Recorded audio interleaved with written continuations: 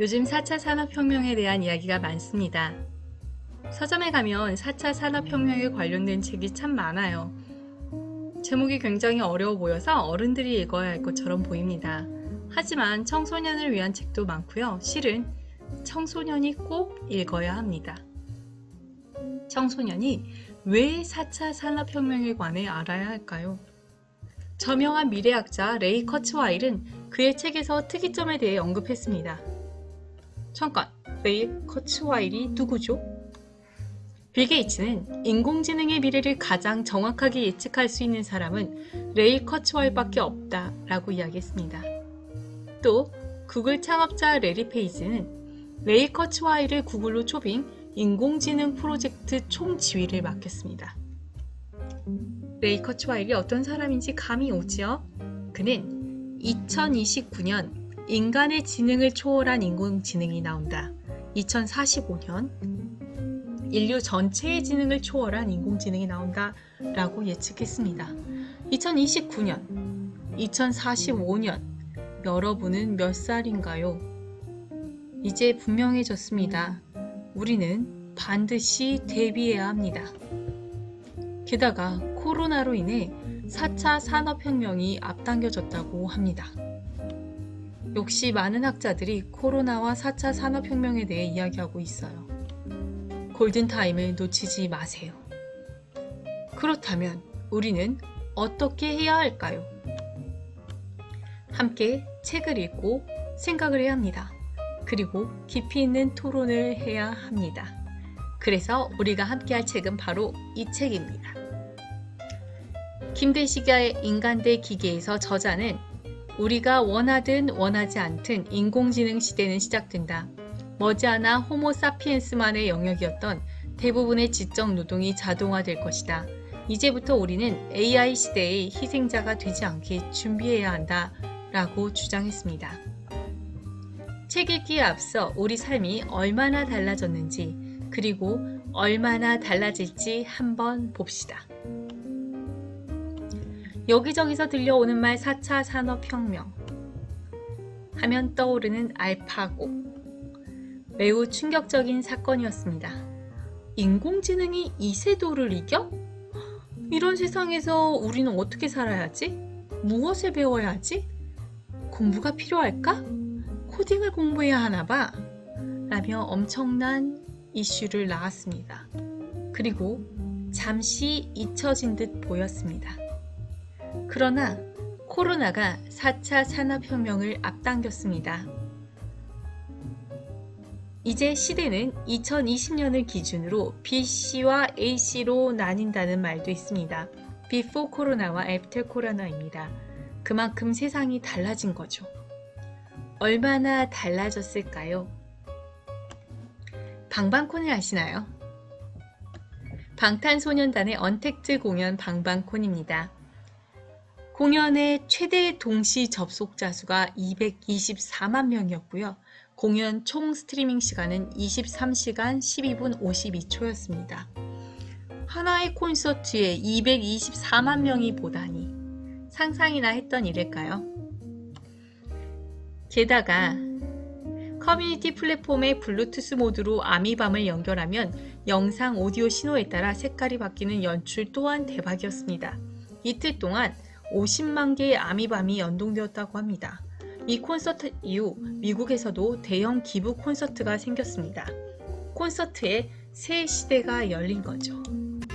우리가 생각했던 콘서트와 완전히 다르죠.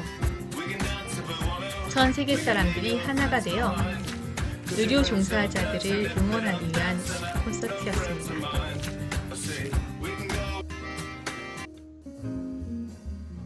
코로나19가 바꾼 무대, 뮤지컬, 클래식 등 공연 전반의 디지털화가 예상된다. 그리고 국내도 예술의 전당, 세종문화회관, 국립국악원 등 온라인 공연을 시작했다라는 내용입니다. 정말로 콘서트계가 완전히 바뀌었습니다. 옆에 있는 핸드폰한테 이렇게 해보세요. 오케이 구글, 엄마한테 30분 늦는다고 문자해줘. 정말 정확하게 해줍니다. 음악도 틀어주죠. 오케이 구글은 생각보다 많은 일을 한답니다. 그리고 이렇게 감동을 주기도 합니다. of me and Loretta.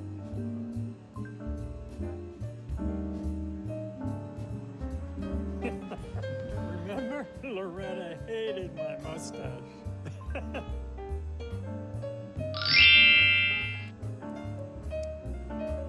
Remember, Loretta loved going to Alaska and scallops. Photos of me. 매우 편리해 보입니다. 근데 왜 우리가 긴장해야 하죠? 그러게요. 아래 상황을 함께 생각해 봅시다. 오늘 수정한 프로그램이 잘 돌아가. 완전 신나. 업무 효율이 20%는 오를 것 같아. 실시간으로 모니터링 하니까 너무 좋다. 와우, 4차 산업혁명 시대의 인재네.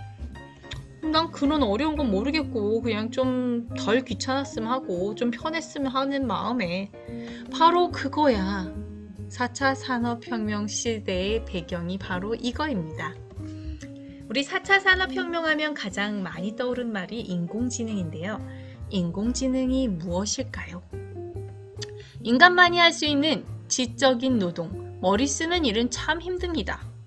그래서 머리 쓰는 일을 대신할 기계가 있으면 어떨까 하는 생각이 든 거죠. 그래서 우리가 인공지능을 만든 거예요. 인공지능이 우리의 지적 노동을 얼마나 해줄 수 있을까요?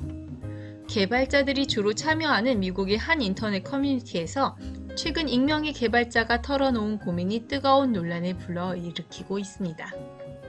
이 이야기는 티타임즈 카드뉴스에서 가져왔습니다. 일한 지 18개월 됐어요. 그런데 지난 6개월 동안 이 일을 완전 자동화하는 프로그램을 완성했죠. 예전에 직원이 한 달 동안 한 일을 10분 만에 끝낼 수 있다니까요. 풀타임 임금을 받고 있지만 실제 일하는 시간은 일주일에 한두 시간? 그것도 일부러 수작업을 한 것처럼 보이기 위해서 일부러 버그를 삽입하기도 하고요.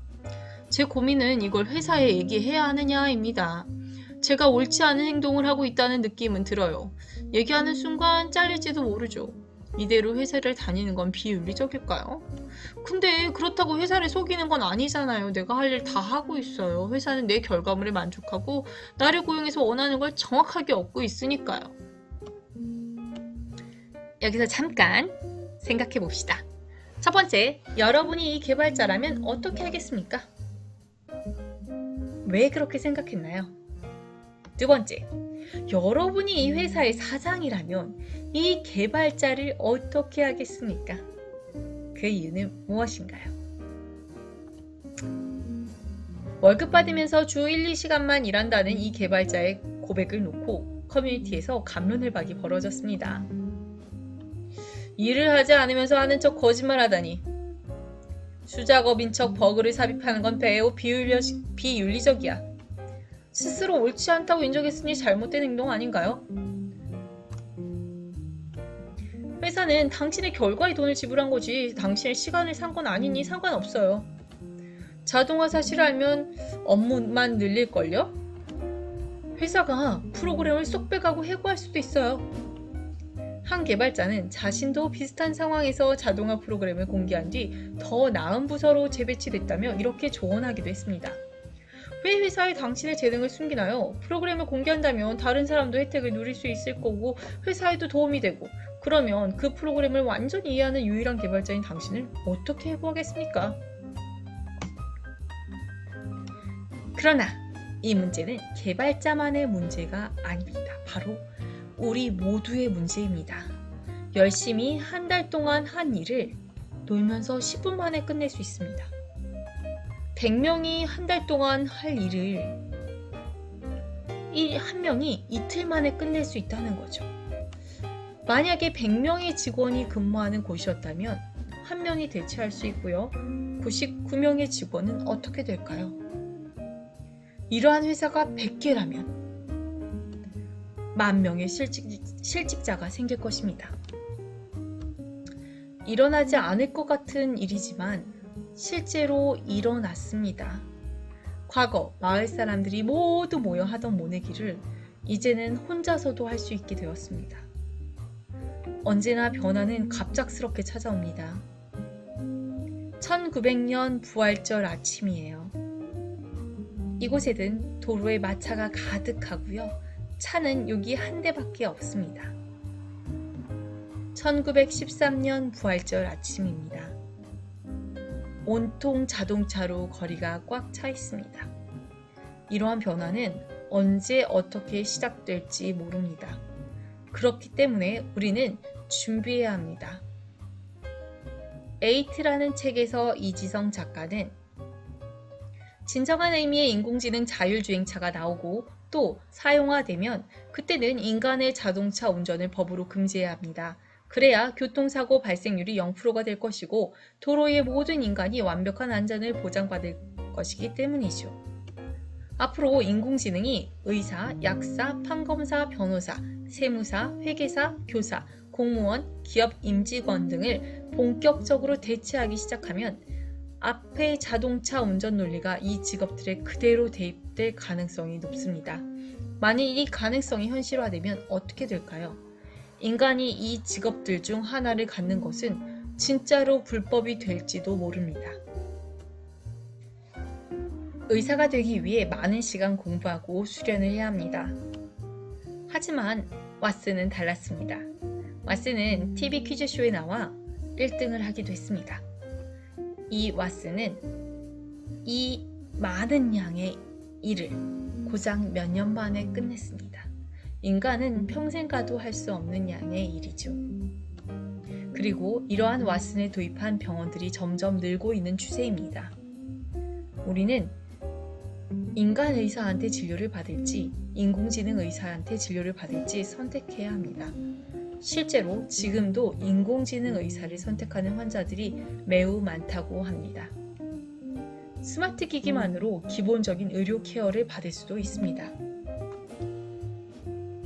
미국의 모든 대형 병원의 조제실은 인간은 없고 인공지능 약사만 있는 곳으로 바뀌고 있다고 합니다.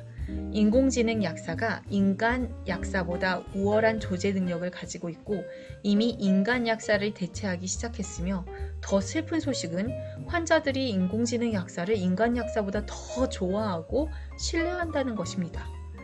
단지 약을 실수 없이 조제한다는 이유뿐만 아니라 100% 위생적으로 조제하기 때문이라고 합니다.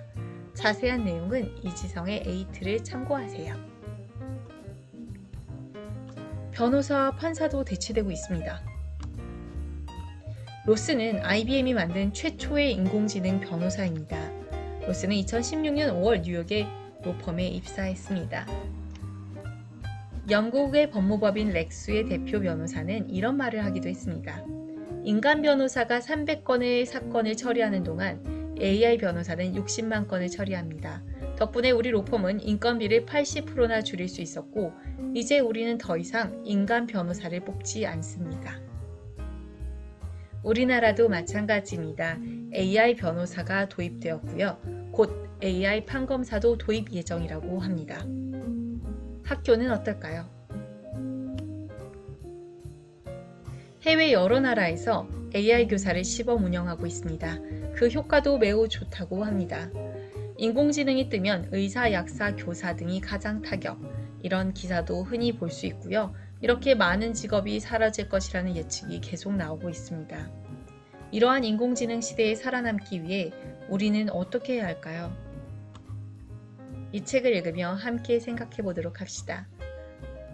우리에게는 시간이 있고요. 우리에겐 희망이 있습니다. 이 시간 수업으로 인해 너무 속상해하거나 좌절하지 않았으면 좋겠습니다. 다음 시간에 만나요.